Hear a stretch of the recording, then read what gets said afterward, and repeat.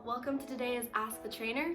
We had a really great question about how to get your first push-up, and I think it's a really great question because a lot of instructors and trainers will just throw a push-up into a workout because it's a really great body weight movement, but there are a lot of things that people do incorrectly in this movement, so I think it's a good one to break down because if we can work on the shoulders and the core and the connection between the core and the extremities, this movement can translate to so many other strength exercises.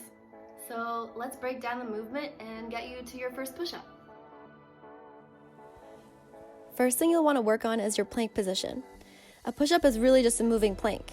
Be sure to drop your tailbone and lift your kneecaps. Spread through the fingertips, root down through your whole hand, and push the floor away to keep you active through the shoulders. We'll talk more about that shortly.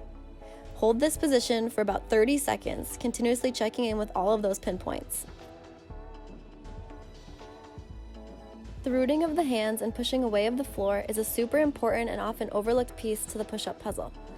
Try this exercise either on the floor or against a wall. Place your hands in front of you or underneath your shoulders, depending on your setup. Once you have contact to the wall or floor, push your hands into the surface to spread your upper back and shoulders, moving into slight protraction without rounding the upper back. Try this a couple of times. Start with shoulders slightly forward of the wrists. As you lower down, drive your elbows back so that you have a 45-degree angle in your armpit. If you're used to a wider hand position, this might feel awkward at first.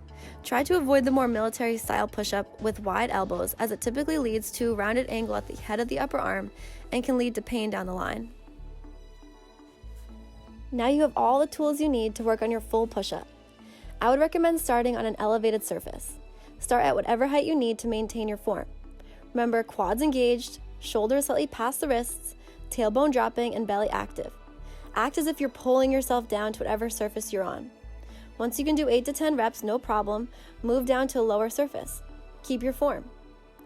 Once you can do 8 to 10 reps, no problem at that height, move down to an even lower surface.